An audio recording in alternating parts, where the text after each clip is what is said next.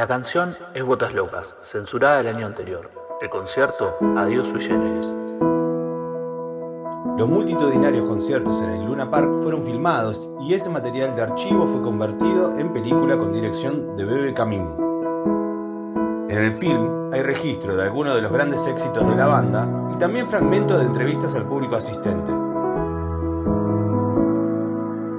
La película se estrenó en 1976, ya en plena dictadura militar, la cual hacía sentir sus terribles efectos.